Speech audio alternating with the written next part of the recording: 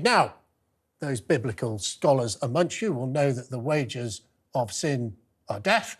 Well, this week we learn that if you're a civil servant, the wages of wokery are cash. I'm going to be talking to Rafe Heydel-Mankoo, a historian, broadcaster and fellow of the New Cultural Forum. Rafe, thank you for joining us. This is an extraordinary story in today's Telegraph saying that if you go on diversity courses, wokery courses, as people may slightly pejoratively call them, you are going to be paid more cash as a civil servant. Now, how does this sit with the government statement in the autumn, with the government saying in the autumn statement that they would do all they could to restrict this sort of equality and diversity training in the civil service and stamp out wokery? Why are we now paying people to indulge in it?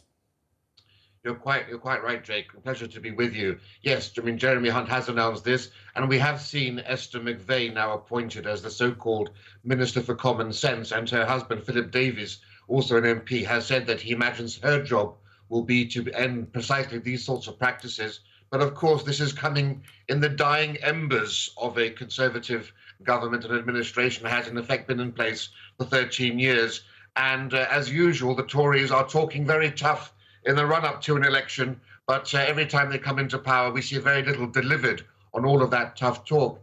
And, you know, you say, and it is shameful that the one party we could have hoped for to actually be tough on all these issues has actually put the pedal to the metal in terms of accelerating what we saw under New Labour, the explosion of the EDI, Equality, Diversity and Inclusion industry under the Tories is absolutely shameful. I mean, you describe this as an extraordinary story. Rafe, I think it's shameful.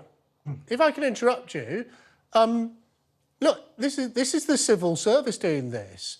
And why should the British taxpayer be paying tax? And in fact, it won't be paying tax. We will be borrowing money to pay people more cash for doing this sort of course that doesn't really add much to the human sum of knowledge, I would think, rather than doing things like getting on with it, clearing the backlog in asylum claims, helping people get driving tests, which seems like an impossible task at the moment, helping people who are queuing up for public services. Why, oh why, oh why are we paying people more for doing this type of wokery?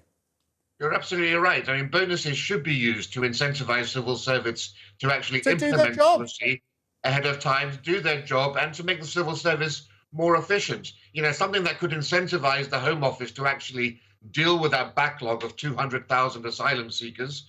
And instead of that, they're being actually paid to refocus their attention away from their core job onto things which are extracurricular, such as diversity and inclusion. You're absolutely right. It's shameful. It's not extraordinary, unfortunately. It's all too common a story. But it's not you know that 1 billion days are wasted each year on equality and diversity training at a cost of 150 million. We know that it costs £7 billion when you take into account all of the EDI programs in government, quangos, and government contractors. £7 billion could help to cure homelessness, could do so much to actually dealing with the immigration crisis we're having right now. It's absolutely scandalous, but we have to realize and understand that our institutions, including the civil service, have been completely captured by woke ideology. We've had a silent cultural revolution that's taken place in this country. The buildings in Whitehall may look like the same, but the people who inhabit... Thank you for joining us. We're going to have to leave it there. Just get on with work. Stop this woke nonsense. Rafe Heydel-Mankoo, historian, broadcaster, Senior Fellow of the New Cultural Forum. Thank you for joining us. We will be fighting the wages of woke here.